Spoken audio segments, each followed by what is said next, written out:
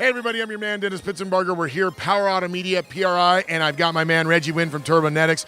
What I love about you guys is when you see a problem, you come up with a solution. And it's not just gas turbos, it's turbos in trucks when you're talking diesel. Let's talk about the new inlet systems you have to drop inlet temperatures and make more power. Yeah, that's right, Dennis. So we have some drop-in replacement intercoolers for the Ford 6.0, 7.3, 6.4. We also have applications for the Cummins 5.9, both the 12 valve and 24 valve. And no, we didn't forget about your Duramax guys. We got you covered too. It's just really important to know when you're having these diesel trucks, when you put on a nice quality premium intercooler like we have here, that it's going to drop your EGTs up to 200 degrees based on what type of tune you're running. So if you have an older truck, we got you covered. I mean, you might want to get rid of the factory unit that's on there. They have plastic end tanks. It's not bulletproof like what we're making here. I mean, our intercoolers are backed by our 1 year no fault, no hassle warranty. You blow it up, we'll cover it for you. Reggie, I want to go back to those applications. Now you're talking about you got them for Ford, Chevy, and Dodge, but I thought it was interesting. You even have them for the 7.3. There's guys out there that probably already have 400,000 miles on their 7.3. If you drop those inlet temperatures, you're going to make it last hundreds of thousands more. It's great that you're going across the board with applications.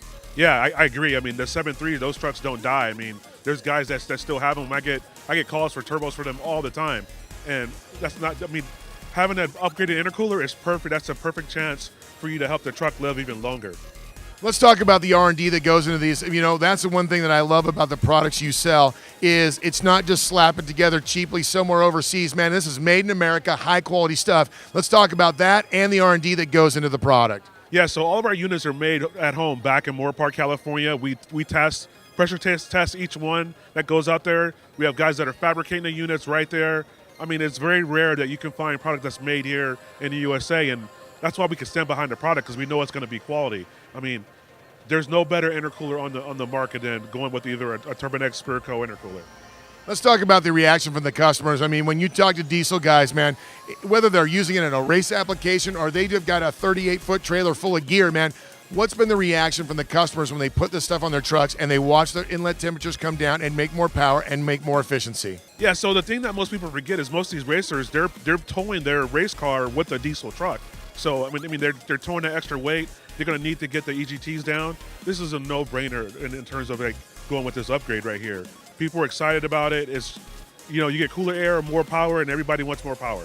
Let's talk a little bit about, let's touch on that. Let's also talk a little bit on that R&D, what goes into that, because it's not just as easy as just making a square inlet, outlet, and slapping it in there. Talk about the R&D that goes into this. So we have different computer programs that we use to pick the specific cores that we have, what type of fins in the types of cores.